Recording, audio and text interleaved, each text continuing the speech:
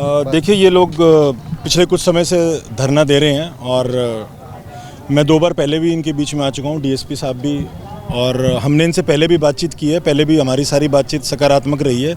इनकी कुछ 10 के करीब मांगे हैं और कुछ वर्क से रिलेटेड हैं, कुछ आईटीआई में एडमिशन्स की बात है, कुछ स्किल अपग्रेडेशन की बात है, कुछ लोकल लोगों को एम्प्लॉयमेंट देने की बात है।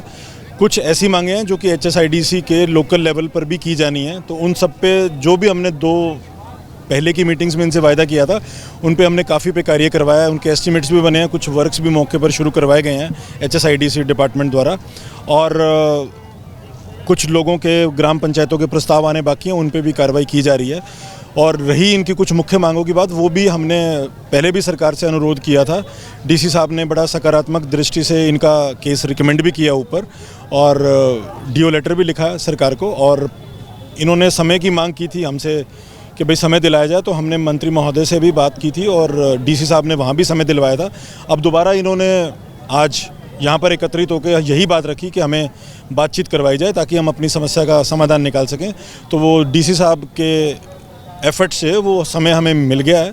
23 तारीख का इनके समय निर्धारित करवाया गया है। तो जो कमेटी के चुनिंदा लोग होंगे उनकी सरकार से बात करवा दी जाएगी, और उम्मीद है कि कहना चाहूँगा कि कानून व्यवस्था एवं शांति को बनाए रखना है, किसी भी प्रकार से लॉ एंड ऑर्डर को अपने हाथ में नहीं लेना, और बिल्कुल शांतिपूर्वक तरीके से अपनी बात रखें। शांतिपूर्वक तरीके से ही किसी चीज़ का बातचीत के माध्यम से हल निकाला जा सकता है।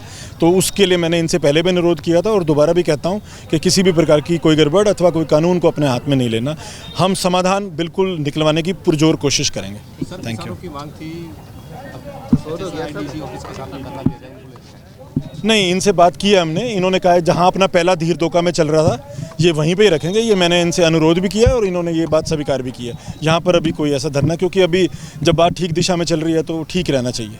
देखिए, आज पंचायत रखी गई थी आईएमटी का काम बंद करवाने के लिए, और पिछले दिनों 4 जुलाई को पंचायत हुई थी, जिसमें आप सबके सामने एग्रीमेंट को रद्द करने के लिए और 25 लाख रुपए प्रति एकड़ ब्याज सहित देने के लिए प्रशासन ने सरकार की ओर से 5 हफ्ते का समय मांगा था, जो 7 अगस्त को पूरा हो गया। आज 13 अगस्त है। 7 अगस्त तक का समय था, लेकिन सरकार की तरफ से और प्रशासन की तरफ से कोई सकारात्मक जवाब हमारे पास नहीं आया। कमेटी के सदस्यों के साथ कोई बातचीत नहीं करी गई।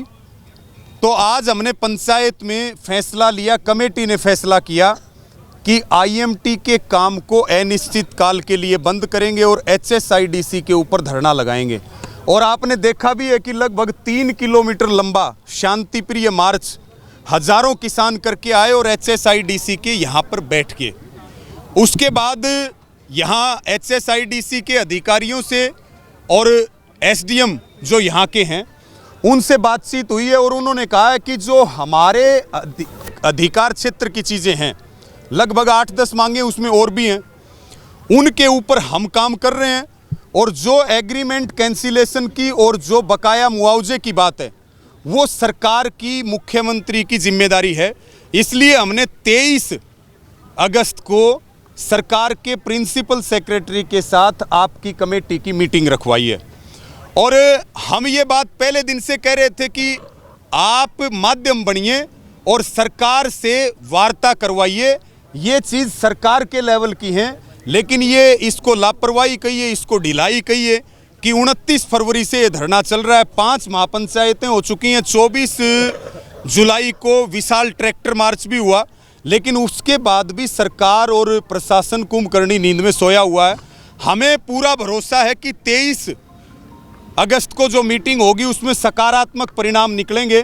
धरना हमारा लगातार जारी रहेगा धीर धोखा में, और हम एक कदम इसलिए पीछे हटे हैं कि मीटिंग की बात आई है।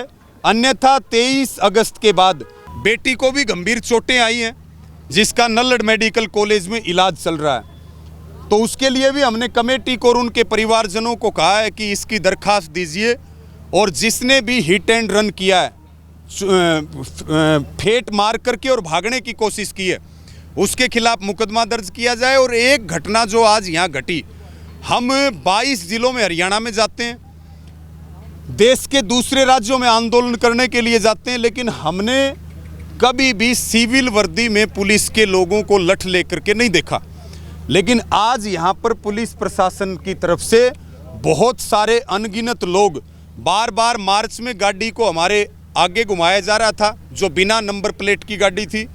CIA के लोग सिविल वर्दी में यहाँ पे घूम रहे थे, उनके हाथों में लठ थे। आपने देखा, उस बात को हमने माइक से भी उठाया और हमने कहा क्या ये कानून में है कि सिविल वर्दी में पुलिस के लोग जो है वो लठ लेकर के और प्रोटेस्ट के अंदर ड्यूटी दे सकते हैं। अगर कल को किसी और आदमी ने, किसी शरारती तत्व ने यहाँ पे कोई हरकत की तो उसकी जिम्मेदारी पुलिस लेने के लिए तैयार है क्या? उस पे भी प्रशासन ने स्पष्ट किया कि ये बात कानून के खिलाफ है, इस बात को हम मानते हैं और इनको, सिविल वर्दी वालों को हमने हटाया है और आगे से इनको नहीं लगाएंगे। इस बात के ऊपर भी यहाँ के जो पुलिस अधीक्षक हैं, जो सुप्रिटेंडेंट ऑफ पुलिस हैं, वो इस बात को गंभीरता से लें कि इस तरह से हजारों लोगों के बीच में, जो एक संवेदनशील क्षेत्र है, जो पीछे दंगों से गुजरा है, वहाँ पर आप लोगों को भड़काने के लिए अगर इस तरह की हरकत करोगे तो निश्चित तौर पर आपके ऊपर, प्रशासन के ऊपर और सरकार के ऊपर गंभीर सवाल खड़े होंगे।